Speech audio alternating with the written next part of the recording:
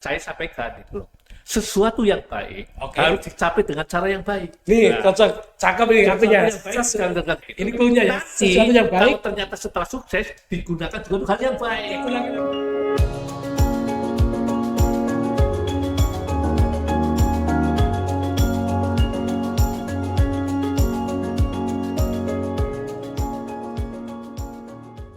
Assalamualaikum warahmatullahi wabarakatuh. Selamat pagi, siang, sore, dan malam untuk sedulur KPU Banyumas. Jumpa lagi dengan saya, Imam Arif Setiadi, Ketua KPU Kabupaten Banyumas dalam acara Ngodemas, Ngobrol Demokrasi KPU Banyumas. Pada kesempatan kali ini, sangat berbahagia sekali, kita kedatangan seorang legend untuk legislator Provinsi Jawa Tengah.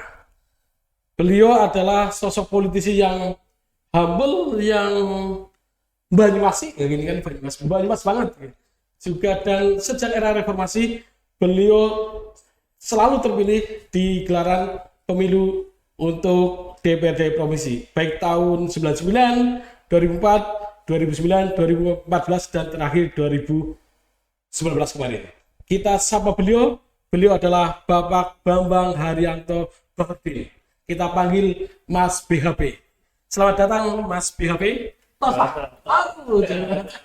Terima kasih Mas Imam. Gimana kabar Mas? Alhamdulillah sehat. Ini matur nuwun Pak. Di tengah kesibukan beliau ini ketua komisi C gitu ya?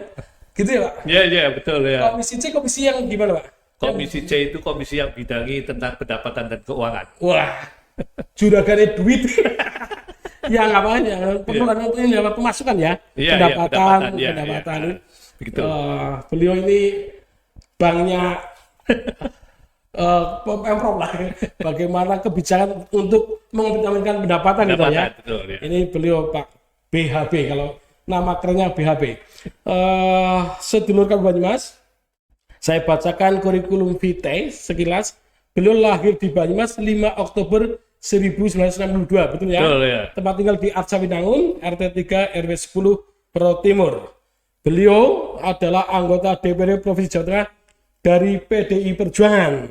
Perolehan suara se-Jawa Tengah untuk dapil Banyumas Cilacap 136.423 suara gitu ya. Dan di Banyumas 80.720 suara. Luar biasa ini.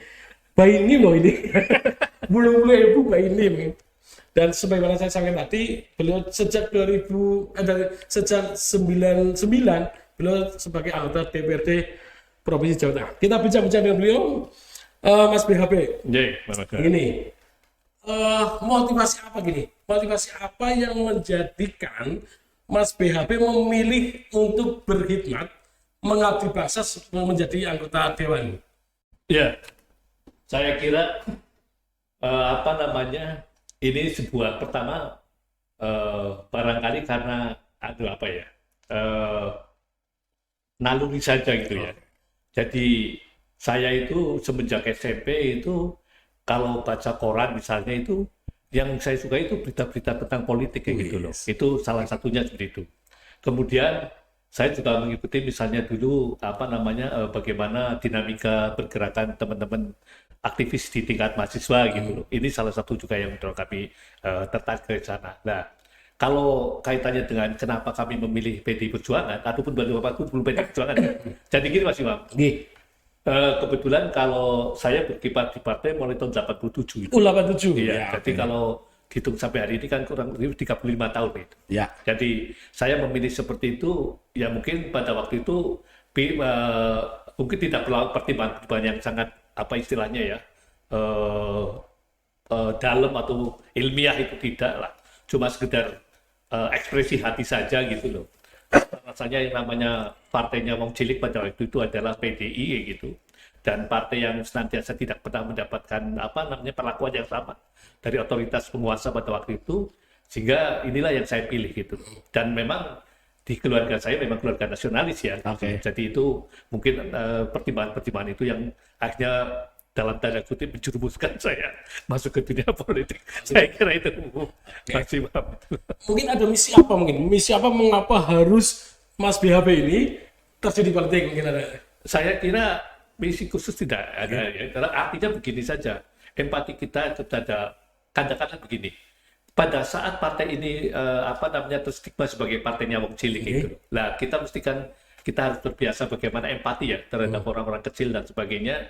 Sehingga itulah yang saya pilih karena ya mohon maaf gitu loh. Kalau yang namanya Partai Golkar pada waktu kan jelas ya partainya penguasa, priayi dan sebagainya lah. Itu yang barangkali bagi saya kayaknya milieu ini kurang pas gitu. Nah, mohon maaf juga kalau kebetulan kalau Partai P3 saya merasa saya orang abangan kayak gitu. Jadi dalam persoalan pemahaman keagamaan saya tidak terlalu dalam gitu loh Mas Imam itu loh. Saya kira ini yang saya sampaikan untuk sedulur KPU Banyumas. Berarti karena dorongan empati ya, Iya, melihat ini senasib mungkin Ya, ini. itu seperti kayak gitu. Bagaimana kira-kira. memperjuangkan gitu ya. Karena bagaimanapun juga itu tadi ya. Jadi saya kira begini. Saya orang yang dilahirkan dengan bintang Libra. Ini saya bukan mistik ya. Siap. Saya juga bukan berarti apa istilahnya kalau saya mempercayai tidak berarti apa istilahnya kalau menduakan Tuhan Iya. itu tidak. Sirik bukan. Oke. Iya, saya tetap itu. Nah, kebetulan bintang saya ini Libra itu. Libra itu ternyata adalah simbolnya saja Mas Bang tahu kan? Timbangan kan. Jadi orang yang senantiasa menjaga harmoni, yang senantiasa menjaga masa-masa keadilan itu loh. Jadi kalau ada orang siapapun ataupun siapapun kelompok apapun yang terzolimi, kalau tidak merasa tidak mendapatkan keadilan yang sepadan, rasa-rasanya ada dorongan hati itu bagaimana ikut membantu ataupun berontak ya, seperti kira-kira begitu. Ini barangkali yang memotivasi saya sehingga sampai hari ini kira-kira begitu. Oke, berarti bagi ini kan gini Mas BHP, banyak persepsi bahkan bukan hanya anak muda, kalau tua itu menyatakan politik itu jelek, jahat, ternyata sebenarnya tujuan mulia gitu ya. Kalau kita lihat gitu ya, ini kan sebetulnya kan ada pemahaman yang confuse ya terhadap politik ini. Karena sisi jeleknya itu kan kalau orang melihat politisinya, personalnya gitu. Betul. Tapi sebetulnya kita lihat sebetulnya politik dalam arti yang lain gitu. Oke, siap. Iya kan? Gitu. Karena pada dasarnya mestinya orang itu harus melek politik. Gitu. Karena bagian juga ini ya sedulur KPU Banyumas ya. Yang namanya nasib kita kan ditentukan oleh politik juga kan? Nasib kita ditentukan oleh politik ya. Oleh kebijakan politik ya. Gimana? Kebijakan politik ya. Ya, iya. Keputusan politik gitu. Ya, kayak gitu.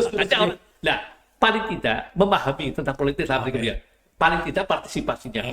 Kalau toh tidak ikut istilahnya masuk secara langsung kayak gitu loh, sebagai praktisi itu loh ya nggak masalah. Tapi harus memahami seperti ini. Karena pada dasarnya kalau yang pemahaman yang saya katakan tadi Mas Bima sampaikan itu jelek, saya lihat ini karena persoalan-persoalan itu tadi confused dalam pemahaman. Ini lebih kepada personal misalnya gitu loh. Kebetulan banyak politisi yang tersandung persoalan-persoalan hukum dan sebagainya. Nah itu saja digeneralisir. Itu padahal yang saya katakan, yang politik apalagi politik kekuasaan gitu ya, itu kan sangat baik gitu loh. Yang penting bagaimana kekuasaan yang kita dapatkan untuk apa gitu loh. Sehingga saya sampaikan di sini sedulur KPU Banyumas gitu loh, bahwasanya yang namanya PDI Perjuangan sudah memasang jargon bahwa PDI Perjuangan adalah partainya rakyat cilik dan saya mengedepankan kesejahteraan untuk masyarakat. Oke, Mas BBM ini menarik. Sebenarnya tadi salah satu motifnya adalah empati, keinginan untuk memperjuangkan keadilan. Lalu tadi mengangkat derajat wong cilik. Pak BHP kan, Mas BHP kan sudah 5 periode nih. Peran itu bisa dimainkan, bisa dilakukan oleh Mas BHP. Ya, jadi begini. Apa yang kita sebetulnya begini, ini juga perlu saya katakan. Yang namanya peran itu bisa dimainkan tergantung bagaimana tupoksinya kita, otoritas yang kita miliki, kan begitu loh. Nah, sekarang seperti ini. Nah, artinya apa? Paling tidak, sebagai legislator, kita bagaimana pertama mengoptimalkan untuk bagaimana, karena kita disumpah, Mas Imam, adalah untuk memperjuangkan aspirasi rakyat. Nah, aspirasi rakyat yang kita rumuskan, yang kita tampung, harus kita perjuangkan dalam bentuk apa? Yaitu dalam bentuk kebijakan. Nah, bicara tentang bilet atau kebijakan ini kan merupakan kebijakan bersama. Nah, itulah yang kita perjuangkan. Jadi, saya katakan, kalau bicara tentang bahwasanya peran apa yang bisa dimainkan seperti itu, yaitu tadi, kita bersama-sama mendorong agar kiranya apa aspirasi yang kita tabung, aspirasi yang kita dapatkan, yang nantinya kita rumuskan, kita bisa perjuangkan untuk bisa menjadi kebijakan. Misalnya gitu. Iya, oke. Misalnya contoh persoalan-persoalan apa namanya ini kaitannya misalnya kebijakan yang ada di tingkat provinsi. Oke. Nah, artinya kita lihat bagaimanapun juga alat untuk mensejahterakan masyarakat itu kan APBD. Betul. Ya kan? Gitu. Sehingga kita melihat politik anggarannya sudah harus punya kebenarannya. Sehingga misalnya pada saat kita masih banyak orang tidak mampu untuk memenuhi kebutuhan dasarnya, misalnya katakanlah biaya pendidikan, bagaimana ada kebijakan yang tertuang di politik anggaran kita untuk bisa membebaskan biaya pendidikan itu misalnya kayak gitu. Oh, misalkan alokasi anggaran untuk anggaran beasiswa gitu. Ya, Gitu misalnya ya. kayak gitu. Itu salah satu contohnya kira gitu. Untuk kesehatan. Ya, misalnya begitu. Kesehatan ya. Iya. Pengobatan gratis. Iya, itu rumah tidak Layak yang beli. ya. Dan Itu seperti pokoknya kebutuhan dan pelayanan dasar gitu. di samping anggaran juga terkait juga dorong perda ya. Dan Ya itu tadi ya. karena itu tadi kita kan tiga fungsi kita kan Oke. bagaimana kita ada di bidang budgeting, itu masalah anggarannya, masalah legislasinya tentang perdanya gitu, dan pengawasannya ini kontrol kita sebagai wakil rakyat terhadap pemerintah. Gitu. Dan menurut Mas BAP merasa puas nggak dengan posisi seperti ini? Jadi kayak gini, itu rasa tidak puas itu manusiawi lah Oke. ya, kurang masih optimal seperti ini. Tapi yang penting bagi saya gini loh, tentu kita tidak mungkin akan bisa 100% bagaimana perjuangan seperti ini.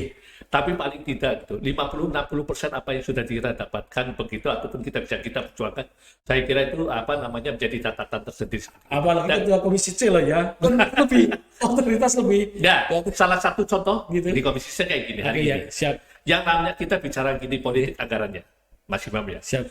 Kalau yang namanya anggaran itu kan APBD kan singkat dari anggaran pendapatan dan belanja daerah. Oke. Artinya di sini kan ada dua komponen, Iya, belanja dan pendapatan. Oke. Nah pada saat kita membutuhkan belanja yang besar, kita kan bagaimana mengoptimalkan pendapatan. Oke. Nah itu yang kita perjuangkan untuk bagaimana kita bisa mengoptimalkan pendapatan, khususnya pendapatan asli daerah. Saya kira itu. oke.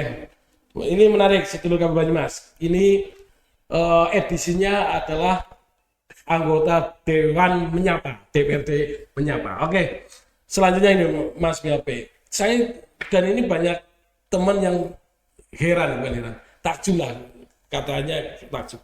Ini Mas BAP 5 pemilu terlalu terpilih dan kadang-kadang gitu herannya tak jadi Bali orang oh no apa pamflet orang akeh orang rutai jadi menang. Ini mungkin ada resep apa ini mungkin.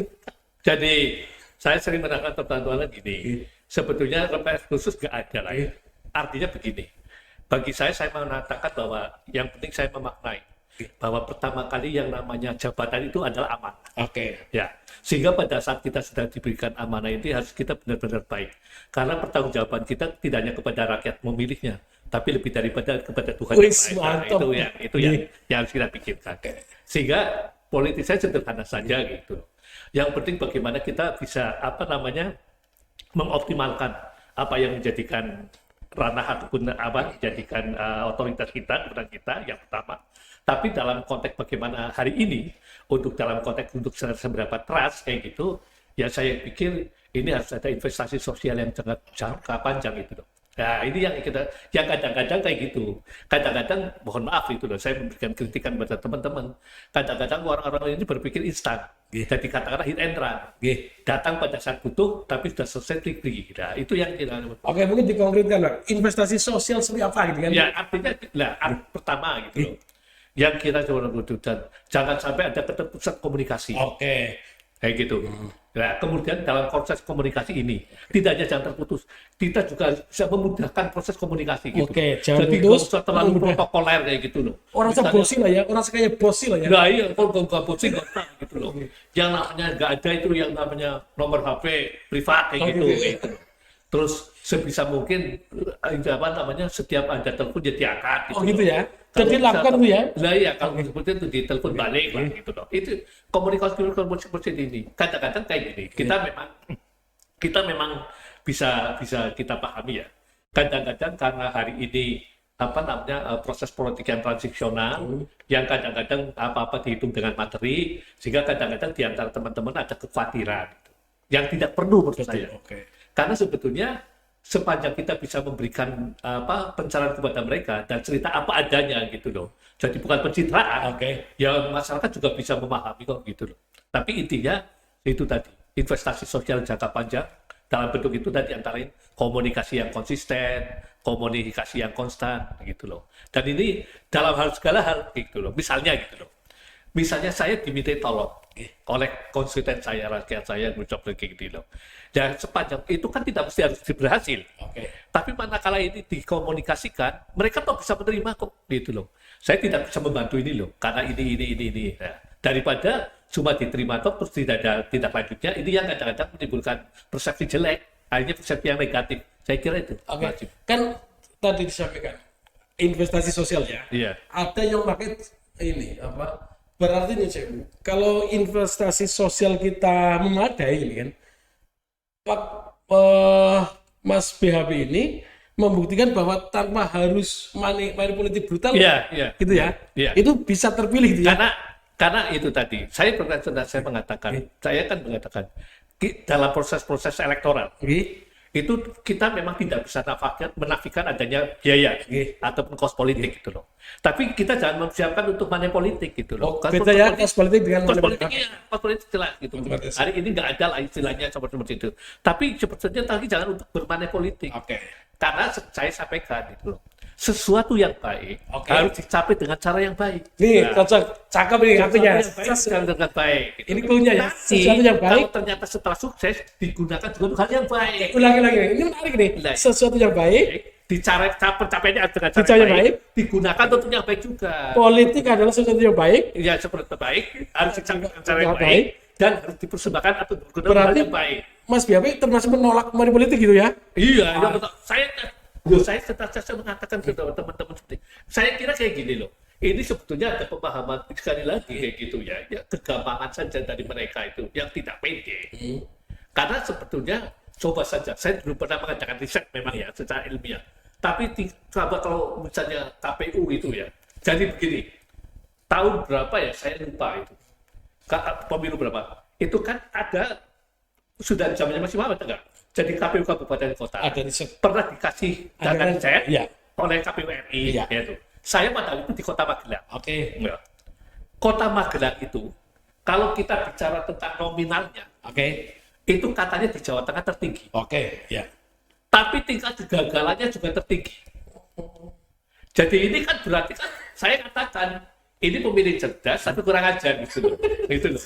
Jadi dia tidak berdasarkan duit, tapi juga bukan seperti kayak gitu loh. Ini saya Dia kira-kira memeras politisi tapi lihat tidak memilih. Jadi katanya dari sisi nominalnya tinggi Kota kan Magelang. pemilih cuma 100.000 Ya kan? berarti kira-kira Kan? makanya mungkin seperti kayak gitu. Makanya artinya saya bisa menyimpulkan, mengkonklusikan bahwasanya sebetulnya tingkat keberhasilan money politik itu saya kira tidak terlalu signifikan. Iya, itu seperti kayak gitu. Oke.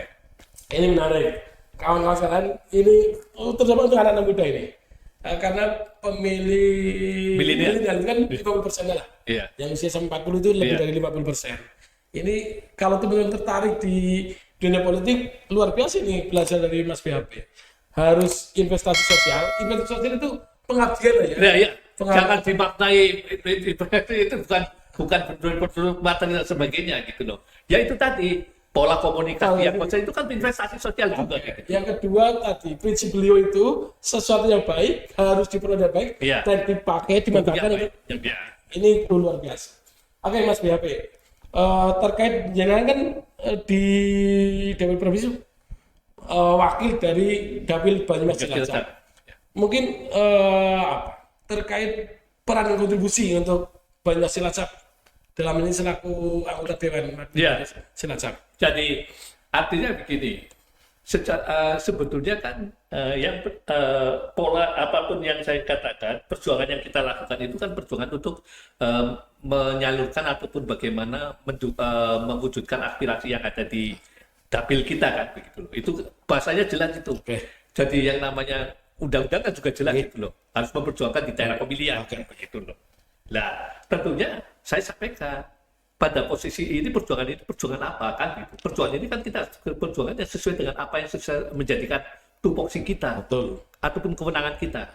kewenangan kita kan cuma 3 itu. Oke. Legislasi, pengawasan, dan budgeting. Kontrol, budgeting. Dan sehingga seperti kayak gitu. Sehingga saya katakan, apa yang seperti misalnya contohnya, dalam kaitannya dengan budgeting, gitu loh. Kita di APBD provinsi, ada ada kesepakatan untuk bagaimana bersama-sama merumuskan pembahasan APBD kan pembahasan bersama. Ya disitulah apa yang kita perjuangkan seperti kayak gitu. Dan tentunya ini sebetulnya saya katakan tidak bisa kita mengklaim itu hasil perjuangan kita sendiri. Karena ini sudah bersama. Salah satu contoh misalnya kebutuhan sekolah menengah yang atas ya, SMA, SMK ya, terutama negeri ini ya. Yang kebetulan ini yang dibutuhkan sekali ya, dan ini menjadi kewenangan provinsi ya. Yaitu salah satu contoh apa yang harus kita perjuangkan kan begitu loh. Nah tentunya perjuangan ini tidak bisa perjuangan sendirian, karena tetap harus bagaimana berkolaborasi dengan eksekutif. Itu yang salah satu contoh.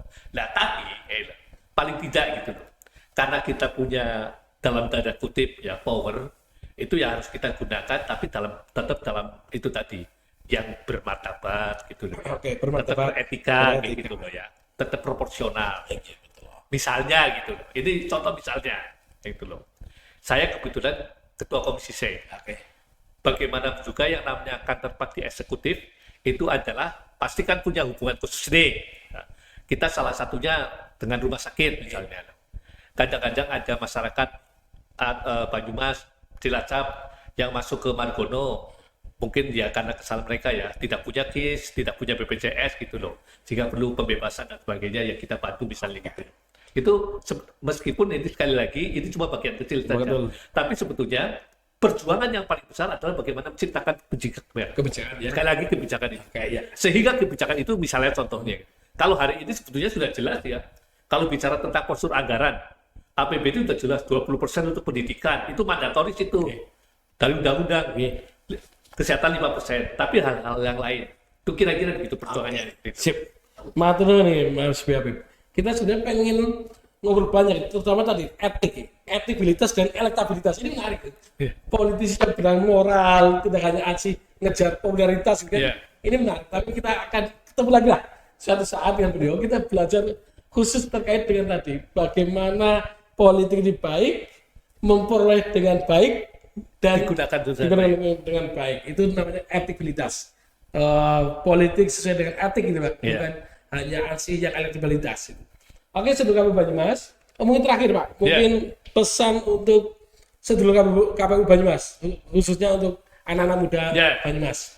Saya kira ini saya dalam posisi tidak memaksa ya, tapi paling tidak saya juga sekitar ini secara jujur saya sampaikan bahwasanya perlu ada sebuah senantiasa dorongan untuk memahami itu tadi, supaya apa yang tadi Mas Imam di awal katakan, persepsi politik yang jelek, politik yang amburadul dan sebagainya itu harus kita luruskan. Ya, tapi salah satunya itu juga menjadi otokritik kita bersama, karena hari ini mestinya yang punya kewajiban memberikan political education itu adalah partai politik, tapi hari ini masih kurang.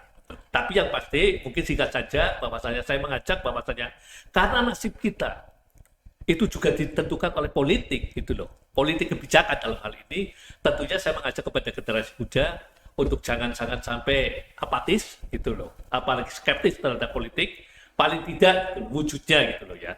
Kalau toh tidak ingin terjun secara langsung menjadi praktisi politik atau politisi, paling tidak itu loh ya, paling tidak mengikuti senantiasa perkembangan politik. Dan yang lebih penting lagi, partisipasi politik. Ini kaitannya dengan KPU ini. Gitu lah. Partisipasi politik itu ada dalam event-event gelaran-gelaran pemilihan-pemilihan, apa itu pilpres, apapun pilkada, atau apapun pileg gitu.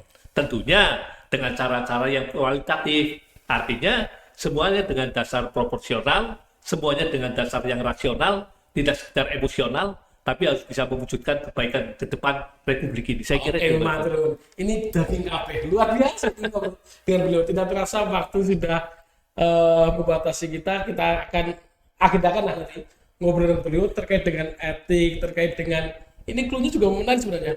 Orang baik terjun di politik ya. Sehingga di politik kumpulannya orang-orang baik, memperjuangkan kebaikan, betul, gitu, bersama-sama untuk kebaikan Indonesia Jadi biar Indonesia kita harus berjaya. meluruskan seperti itu. Kita yakini. Saya ini bukan sedang apa istilahnya dobos ya Pak Sabda. Sebetulnya yang namanya di politik itu juga value-nya juga bagus ya gitu loh. Value-nya tetap juga apa istilahnya marwahnya juga ada gitu lah gitu loh. Ya itu teman-teman jangan apatis, pesimis, masih banyak orang baik di dunia politik. Kalau teman-teman apa tadi pengen memperjuangkan apa yang idealisme saudara, jalur politik salah satu alternatif yang menarik untuk Anda geluti. Maturun, kita ketemu lagi di edisi selanjutnya dengan tema dan legislator lainnya yang menarik juga. Kita jumpa lagi, maturun. Wassalamualaikum warahmatullahi wabarakatuh. Waalaikumsalam warahmatullahi wabarakatuh.